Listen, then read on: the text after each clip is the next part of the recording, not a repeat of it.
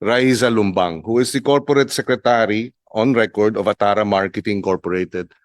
She was arrested by the PNP Lubao, which imported about 7 billion pesos worth of rice. Paano mo ipapaliwanag na narito ka sa Atara?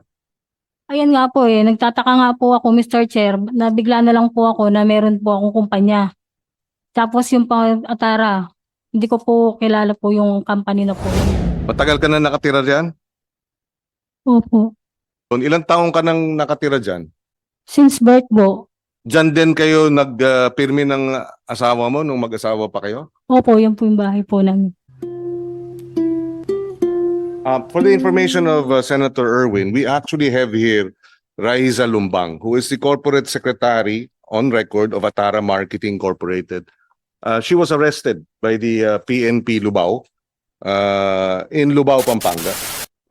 She was detained here in the Senate, and after conferring with her lawyers and her request for provisional liberty, the committee allowed her temporary liberty under certain conditions that she attend.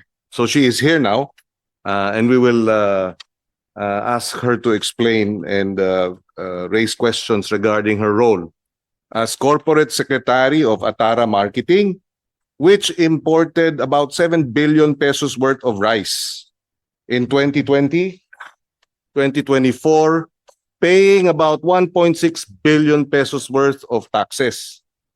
And she is the corporate secretary. So we will clarify her role in the course of the hearings.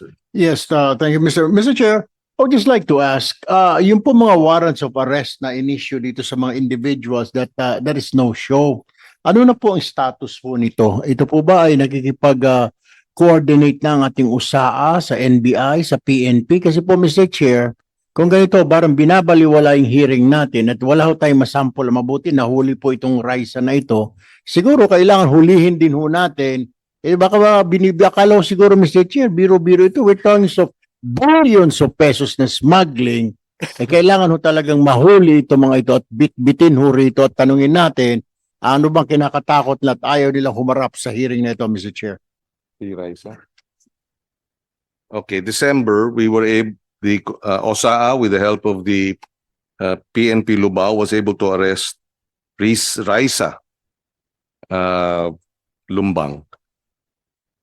January na, di ba? Sorry. Last month, last January. Now, based on the submissions of the DA nag-submit natin ito. Yes.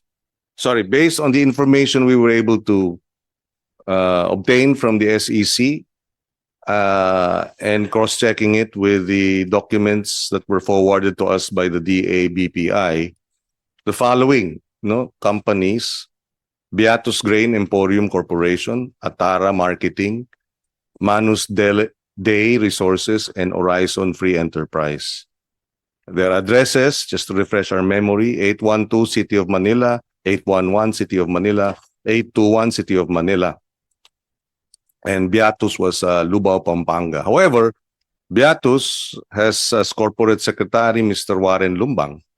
In the meantime, Atara Marketing has a corporate secretary named Raisa Lumbang. Both Raisa and Warren come from Lubao, Pampanga. And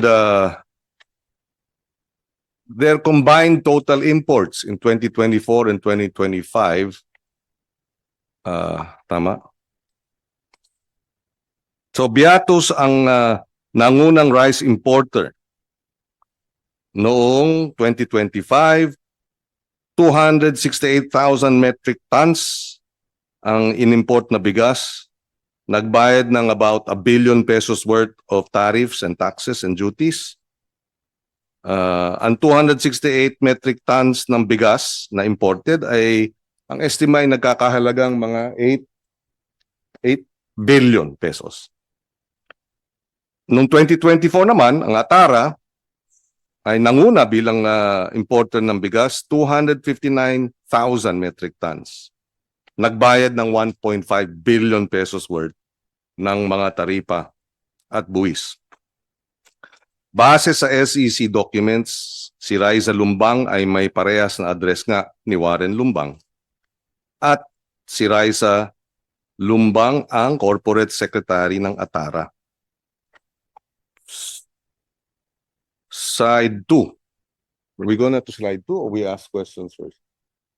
Okay. Sige. Kay Raisa, ano po ang trabaho po ninyo ngayon? Mr. Chair, sa kasalukuyan po, wala po akong trabaho. At di po ako nagkatrabaho. Tuling trabaho ko po 2017. Pagkatapos po trabaho. May asawa kayo? Walay po kami kasalukuyan po. May anak? Meron po, Ben. Isang anak. Opo. Sino ang asawa mo? Nahiwalay na kayo, sabi mo? Warren. Warren Lumbang. Opo. Nasaan ngayon si Ginoong Lumbang? Huwag mo nang pindutin dahil pag bukas yung pula, ibig sabihin may... Ngayon po, wala po akong balita sa kanya, Mr. Chair. Kailan mo siya huling nakausap? Matagal na po eh. Hindi siya Nung wala pa po yung issue yan, nakakausap ko pa po siya. Kailan yun? Ano po, mga 3 years na po. Then, ang issue naman na ito ay pumutok lang last year, September. Bago Kaya nga mag po. Kahit po hiwalay kami, may contact po kami, nakakausap po siya para po co-parenting po kami ng anak ko po. Kaya nga, so hindi 3 years ago mo siya nakausap. Kasi pumutok itong issue ng Atara last September lang eh. Hmm. So, last year ba nagkausap kayo bago mag-September? Opo. Okay. Matapos noon, hindi mo na siya mahagilap? Opo, hindi ko na po siya Sinubukan mo ba siyang hanapin? Opo. Paano? Nung nalaman mong ikaw ay na-involved dito? Po. Ha? Opo, pinaghahanap ko po siya. Oh, anong nangyari? Hindi ko po siya makita po. Hindi ko po Tinawagan mo siya? Opo. May cellphone siya? Yung pong cellphone niya, hindi na po siya active po. Yung pong number niya. Hindi kayo magkasama sa isang bahay? Hindi po. Okay. Okay, so wala ka ng contact, in other words. Opo. Opo, Mr. Chair. So paano mo ipapaliwanag na narito ka sa Atara? Ayan nga po eh, nagtataka nga po ako, Mr. Chair, na bigla na lang po ako na meron po akong kumpanya. Tapos yung pang Atara, hindi ko po kilala po yung company na po yun. Kami naman sa ito. Okay, saan galing to? SEC. May dokumento kami rito. Ha? SEC. Opo. Signature over printed name bilang Corpsec. January 2025. Itong last year lang. Raisa L. Lumbang. Nakita mo ba ito? Pakita natin sa kanya.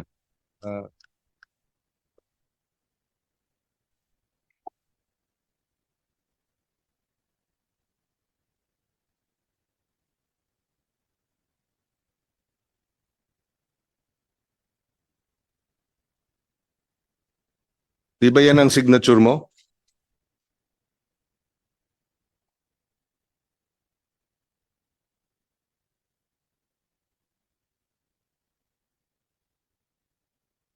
Firma ko, Mr. Chair. Hindi ganyan ang pirma mo. Hindi po ganito. Ito, ikaw ang sumulat nito. I-confirm mo lang na sa'yo yan dahil NBI handwriting natin yan. Opo, ito pong salaysay ko pong to, ako pong pumirma po nito. Pero po dito sa document po nito na Atara, wala pa akong natatanda, nagpirma po ako rito. Wala kang natatandaan. Pero maaaring ibig sabihin, oo, napirmahan mo, hindi mo lang maalala. Wala po talaga po akong matanda. Napirmahan po ng ganitong dokumento po, Mr. Chair. So bakit kayong dalawa ng asawa mo ang nakapirma dyan? Ayan po, hindi po namin po alam, Mr. Chair, bakit po na-involve po kami sa ganyan. Hindi, wala po kaming idea kasi wala naman po ako natatandaan na mga dokumentong pinirmahan o nagpasa po ng mga ID. Wala po kami natatandaan. So nung pumutok na itong September last year, hindi mo nakausap ang asawa mo para baka naman siya ang may kinalaman? Hindi ko po siya makontak po, Mr. Chair. Maaari kayang siyang gumawa nitong lahat, ginamit yung pangalan mo? Sa palagay ko po, Mr. Chair, hindi po magagawa po ng dati kong asawa yun dahil po may anak po kami kahit papaano. Hindi niya po magagawang i-involve niya po ako sa ganyang issue. Oh. Can you show? Kayo ba ito? Nasaan yung picture? Tsaka, yun. Yan ba yung asawa mo? Opo, siya po. 2024. Sabi mo, 3 taon na. Opo.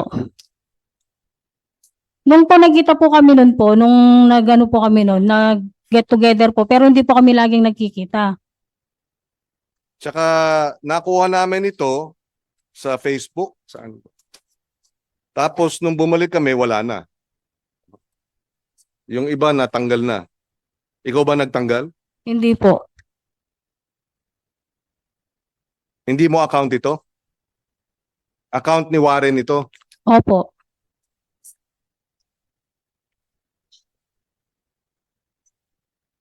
Saan? Oo, ikaw yan eh. Oh. Azyar. Riza. Opo. Oh, doon ba natanggal? Doon natanggal yung pictures sa Azyar?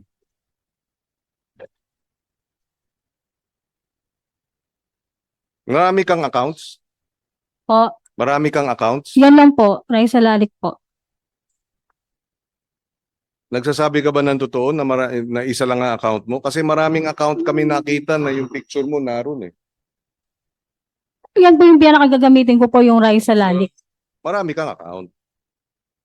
Hindi lang isa. Tama? Opo. O, ba't ka nagsinungaling? Sabi mo isa lang. Yan lang po yung active po na ginagamit ko po yung pong Raisa Lalik. So ilan ang account mo? Bari, 2 po. So pag tinignan kasi yung signature, do you have it there? Wala. Hindi, wala sa slide. Very similar yung signature mo dun sa SEC at sa Opo. affidavit. Opo. Pero wala po talaga akong natatandaan nagpirma po ako ng ganito, Mr. Chair. Well, iba yung natatandaan at iba yung wala akong. Opo, wala Pinirma. wala po talaga akong pinirma na ganito, Mr. Chair. Dalawa yun eh. Wala ka natatandaan o wala kang pinirmahan. Wala po akong pinirmahan po, Mr. Chair. Ba't pa bago-bago? Kanina walang natatandaan. Katapos walang napipirmahan. Kasi iba yung walang natatandaan. Ibig sabihin, maaaring pinirmahan mo, hindi mo lang maalala. Naintindihan mo? Opo. Posible ba yon? Maaaring may napirmahan ka, hindi mo lang maalala, hindi mo na matandaan. Posible ba yon? Kasi yun ang una mo sinabi. Sabi nila, ang isda nahuhuli sa bibig. Magsabi ka ng totoo. Kung hindi, ang commitment mo sa amin, kaya ka Opo. namin pinalaya, para Opo. magsabi ng totoo. Wala po akong talagang pinirmahan na ganito po, Mr. Chair. Nagbago na. Wala po talaga akong pinirmahan pong ganyan.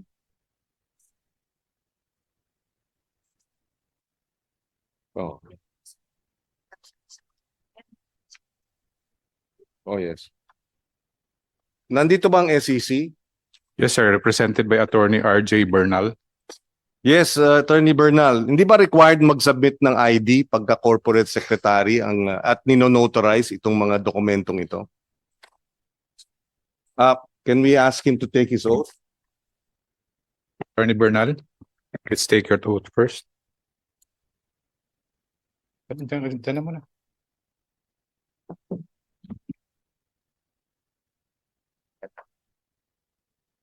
Raise your right hand. Chair, my question, do you solemnly swear to tell the truth, the whole truth, and nothing but the truth, this public hearing? Yes, sir. Thank you. What is his name, sir? Mr. Attorney Bernal. Can we provide Attorney Bernal copies of the SEC? What is your process? Do you require the submission of IDs? Or at least photocopies of IDs before the notarization? Usually, Your Honor, with regards to the general information sheet, we just rely on the notary public. Okay, okay. But there are instances wherein IDs are required? In the registration process, Your Honor, we require the tax identification number of the Okay. incorporators. Would you like to take a look at this document?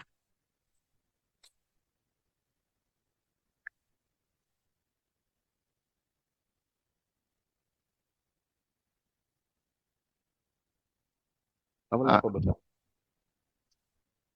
Like what? Yeah. Okay. So, you said that in the registration you require TIN. Yes, yes, Your Honor. Okay. May we request the SEC to submit the documents pertaining to all the companies as well as the TIN supporting documents required for registration to be turned over to this committee? Yes, Your Honor. Yes, please coordinate with our committee secretary as to the specifics. But we mentioned it earlier, but para maliwanag. We will do that, Your Honor. Yes, yes. So in this case, bilang corporate secretary, was she required to submit a tax identification number? It is already indicated in the in page 4 of the GIS, Your Honor, and in the signature page of the corporate secretary. We just rely on the notary public, Your Honor. We will request the NBI to help us in the handwriting analysis. We will turn over the documents to you. Yes, Your Honor, we'll do that. Yes. Just for the information, just for the record, are these official documents or photocopies of the official documents from SEC? So we downloaded it from the SEC website, but if we can have hard copies as well, so that it can be the basis for the handwriting analysis. Yes. Yes, Your Honor. We will provide a certified true copy or at least. So sinabit mo daw ang tax identification number mo, Miss Lumbang. Wala po ako natatandaan na nagpasa po ako. Meron ka bang tax identification number? Wala po. Kasi yung uling trabaho ko po 2017. Okay. So paano ka sa iyong palagay? Paano ka nasama dito at yung asawa mo? Yun nga po, Mr. Chair, yung pinagtatakan ko. Bakit po kami na-involve po dyan? Eh baka naman may dahilan. For sure may dahilan. Bakit kayo? Mag-asawa pa kayo. Yun nga po, Mr. Chair. Hindi naman pwedeng walang dahilan basta na lang nagkaroon ng magic at yung pangalan ninyo lumabas doon. Di ba? Opo. Di ba? Opo, Mr. Chair. So wala ka naisip? Wala po kong naisip bakit po kaming mag-asawa po yung na-involve po sa ganyan. Parang mahirap paniwalaan, ano? Baka sakaling pwede mo sabihin, oo nga pala, naalala ko si Warren, yung asawa ko, may mga kausap na mga ganito. Wala. Wala Nothing. po, Mr. Chair. Ano yung teen mo sa huling trabaho mo? Hindi ko po matandaan po eh. Wala na po yung tin number. Kasi uling trabaho ko po dito sa may Bataan po, factory. So may teen ka. Pero hindi ko po matandaan yung tin number. So we will request the BIR to turn over to us or to provide info regarding Ms. Raisa Lumbang's tax identification number. Since saan ka nagtrabaho? Anong kumpanya? Ano po, Ecozone po. Sony Philippines wiring system. Okay. If it's possible to be able to recover or retrieve her tax identification number. Yeah, yes, Mr. Chair. Maybe the committee can also share the tin on record and we can verify Okay.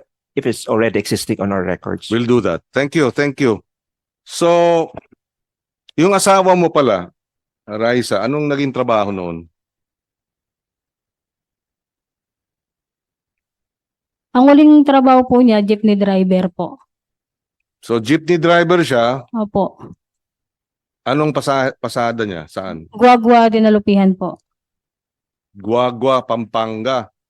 Kapampangan ka? Opo, sir. Ah, okay. Guagua dinalupihan po yung... Kapampangan din si Warren. Opo.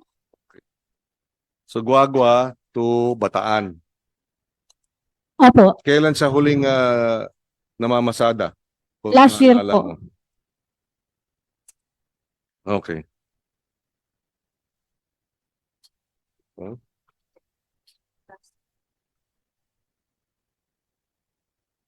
Oo nga, i-clarify mo nga yun kasi sabi mo co-parent ka kaya nag-uusap kayo pero mas maaga ang sinabi mo 3 taon na kayong di nag-uusap. So ano ba ang totoo?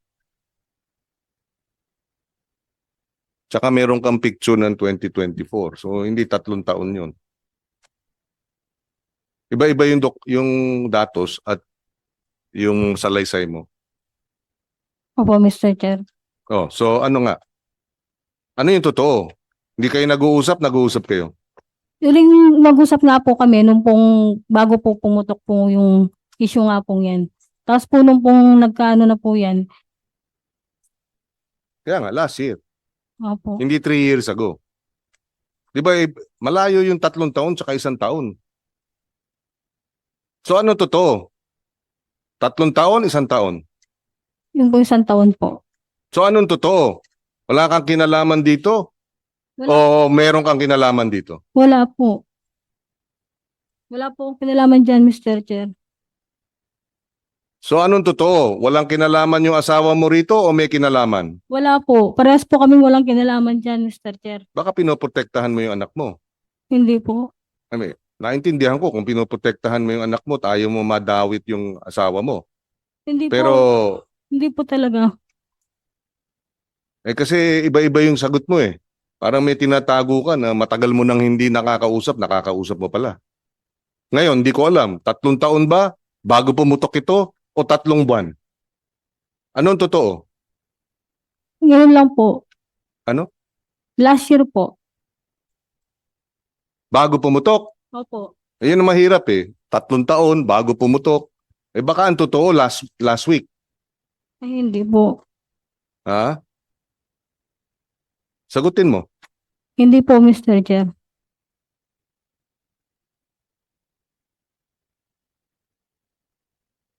Okay, pakita natin yung bahay. No? Tama ba ito ang bahay mo? Opo. Saan ito? Sa ano po, Lubao po. Okay. Matagal ka na nakatira diyan? Opo. Okay. So nung mga panahon na ito, hanggang sa ngayon, ilang taong ka nang nakatira diyan? Since birth po. Diyan din kayo nagpirmi ng asawa mo nung mag-asawa pa kayo? Opo, yan po yung bahay po namin. Okay. Okay.